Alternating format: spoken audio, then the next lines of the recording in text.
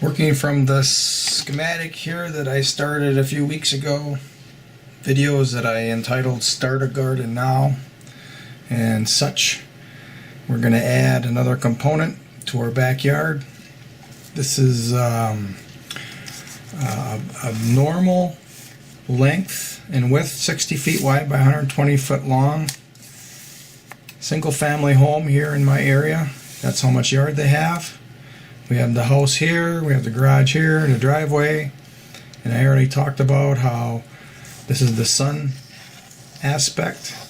This would be the south of the house, and this area here is the first area to plant because the house is absorbing the heat and reflecting the sun, which makes this a very good area to grow the first crops in, like radishes and lettuces. Some nights are very cold, like in the lower 20s. That's the time to throw a sheet over it, and by 10 o'clock in the morning it's normally warming up again. You can take the sheet off. And then we talked about our beds here for short life crops, and then I started to describe these double reach beds, how to put these in, and don't want to do it all at once. Of course, you're on lockdown, so maybe you can. But I suggested, every day or every couple of days, and when it's nice, you come out and you make a double reach bed. And you are taking the sod as much as you can. And this is the grass now. And when you go ahead and you shovel a line of the path that you're going to be creating, and then you come back and you cut that sod, and you put the sod grass side down onto the grass, and then you cover this sod with cardboard or newspaper, and probably going to take 5-6 weeks, but any seeds that are in it that germinates will, and it will just be smothered underneath the paper and the cardboard. And when you're finished with the process, you can take off the cardboard and the newspaper and plant, or you can just put little holes through the newspaper or cardboard and plant right through the little holes. So we're going to continue on, and you're going to switch gears on the orientation of your beds. And this back part, let's say, is going to be 40 feet, and it's by 60 feet wide. And the beds are now going to be longer. And here where the house is, you're going to have a path coming through, so you're going to stop here. And you're going to cover this whole area with beds. Long beds. Long double reach beds. If you can get some compost from your county site, go get it. You can add compost to this. And the goal is to not have any long grass anywhere. Everything is productive. But this area is going to have a special design to it. And it's going to be a succession. Designed for succession.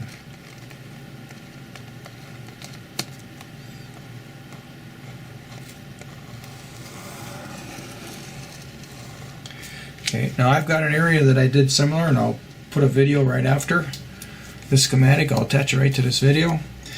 But in the beginning, the first years, you're going to be planting annuals and perennials together. The perennials are going to be seedlings. A good seedling to plant a variety of is hazelnuts, elderberries,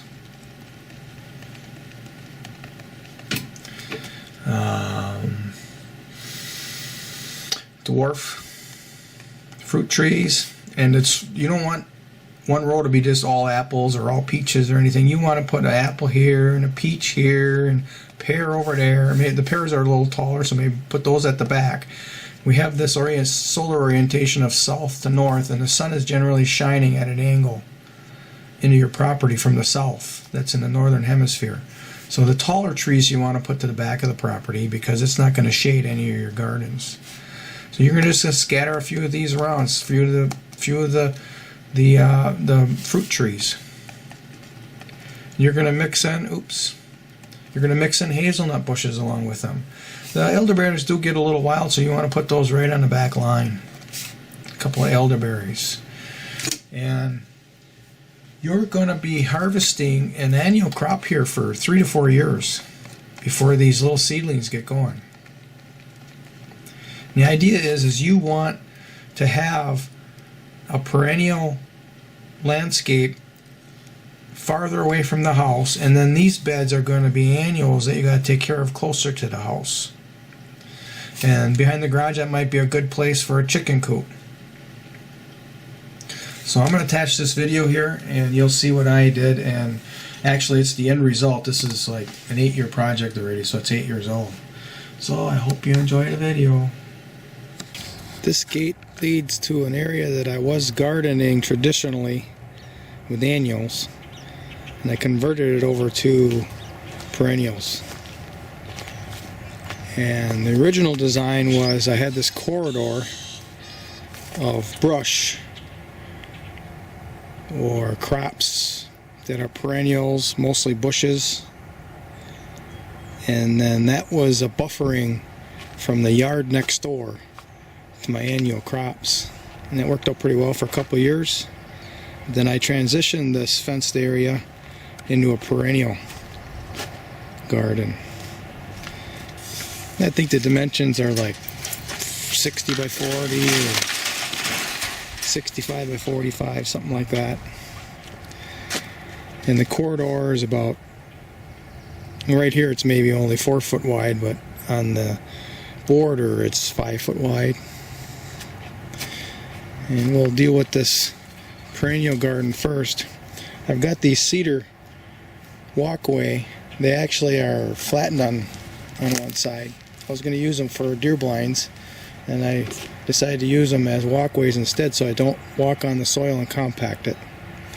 Each pair of logs here has another foot to it on the bottom that goes lengthwise, or the widthwise, I'm sorry, and it's holding my weight up above the soil. I've got it all the way to the back, and then some of the paths I have perpendicular, just single to get into harvest. Otherwise I try not to come back in here either for tip layering this time of the year or harvesting. It's the only time I really want to come in here and walk. So right away in the beginning I got this huge Samdal elderberry. I don't think they're supposed to grow in zone 5, but this thing is marvelous and it has monstrous production. Monstrous. Look at the size of this right here. That's just huge. I've got nothing like it with any of the other elderberries. I do have a cross that I think is a cross with Samdal, but it's not to that scope. There's a wild elderberry back in the corner.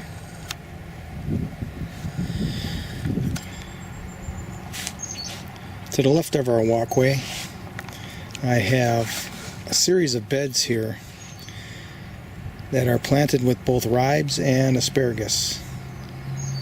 And the idea here is the ribes, they leaf out early. They're starting right now. You can see right here, just starting. Right here. This is a jostaberry right here, just getting going. But they'll be leafed out fully here in a couple weeks, and they'll be blossoming. And by the end of May, when I'm finally letting the asparagus grow, they will have set fruit. Then I'll allow the asparagus to grow up over the top of the ribes and shade the ribes in the heat of the summer. I'll actually be picking currants and jostaberries and gooseberries in the shade of the asparagus. And the ribes enjoy the shade in the heat of the summer. Got a Nanking cherry there in the corner. We began to graft some plum stock to it. See how it goes. There's a white Nanking cherry. That's that white tag there. It's just a little thing, I just planted it last year. Kind of a little hole here between the ribes.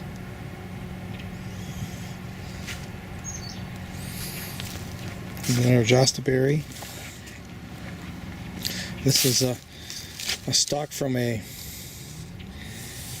Hagobo burdock, edible burdock. Now there I started the ribes earlier, and you have some big magnificent plants already, and in this section here I've been slowly tip layering and adding as we go. So maybe that plant right there might be 2 years old, 3 years old at the most. No, probably 2 years old. Whereas these over here, I've got some that are as old as 8 years right now. There's garlic that's gone unattended. Keeps growing. I'm just letting it grow. I got plenty of garlic. Here's a bed of honeyberries. When the honeyberries were selling at deep discounts on clearance racks in the middle or end of summer, I'd buy them and plant them. And I've got a lot of them now. They don't go to deep discount anymore. People are buying them before they get... I mean, when they go to 25% off, most everything disappears now. And I had 4 of them in here, and I just transplanted one out. And I put a gooseberry in place of it here. The gooseberry in with honeyberries here, and then there's this is a bush cherry. Got a bush cherry in here with it.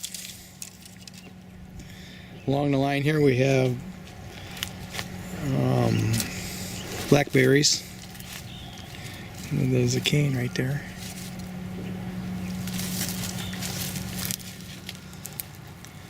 Got a honeyberry here, a white currant, and a captivator.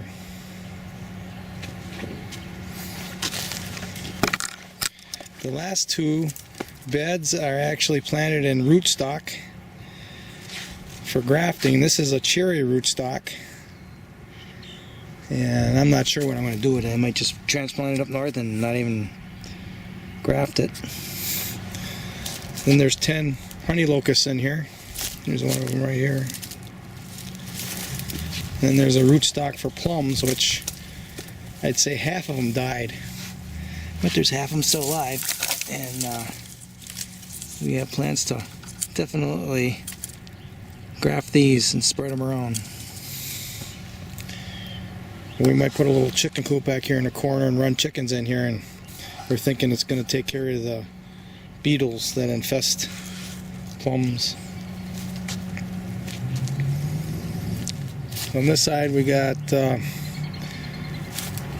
this is an American cranberry.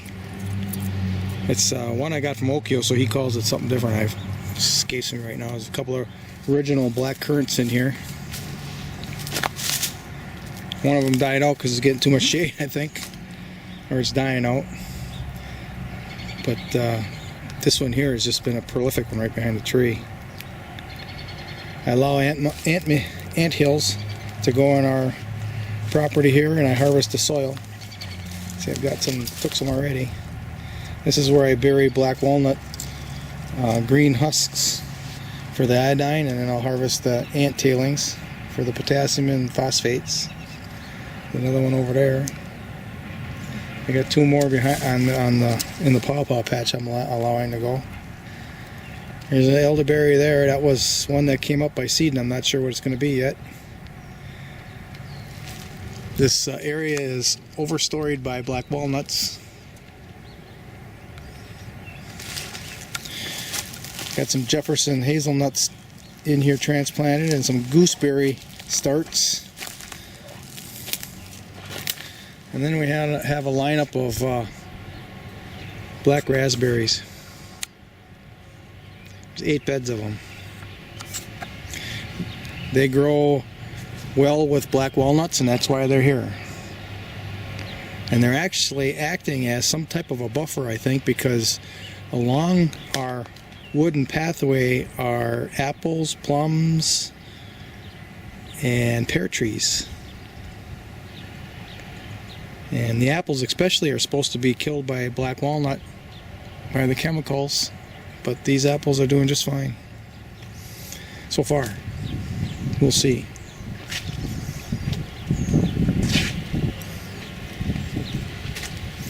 And we're just going right down our row of black raspberries. This is a black ice plum. We actually had a couple plums off of it last year. You need to have an American to pollinate it.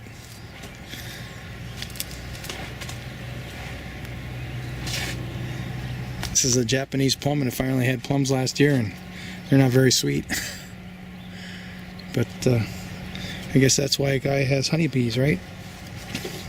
This is a bed of some special kiwi that's supposed to be self-pollinating or something. MSU 1194DB. And I had a whole bunch of them in here, but I think voles are eating roots or something. Might only be like 5 or 6 in here now. I gotta transplant them pretty soon. And on this side we have more elderberries. These are Nova. And there's some kiwi in here, red kiwi, growing in that mixture. And then there's some type of a cherry tree, and I don't remember what it is. That's what's over the top. And this is just an amazing Fontenelle Gris grapevine right here. That's that grapevine that's coming on the ground. Oh, is it prolific? Just an amazing amount of grapes. They're small and they're seeded, so they're not great, but there's lots of them. That's the tag. I originally paid $9.95, but I waited and it was 75% off of that. You can barely see it says Fontenelle Gris on the top.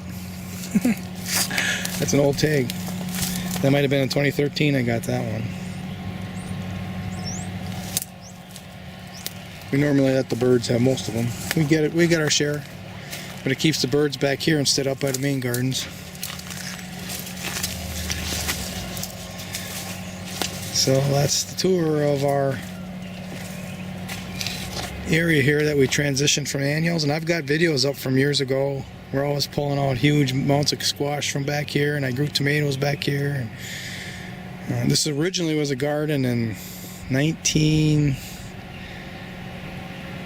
probably 98 is when I originally went into this area and made it a huge garden. And for 2 years I gardened it really heavy and had a lot of crops.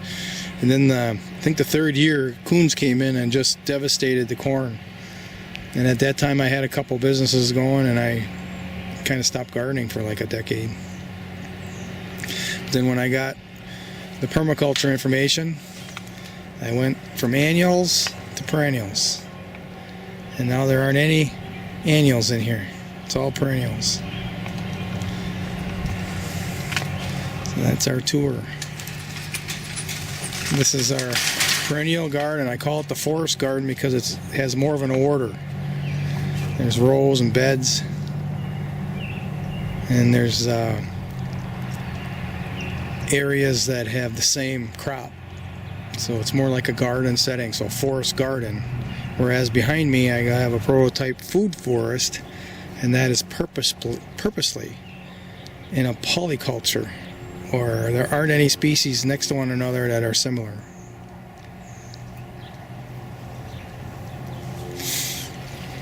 Okay, we'll start a different video at this point.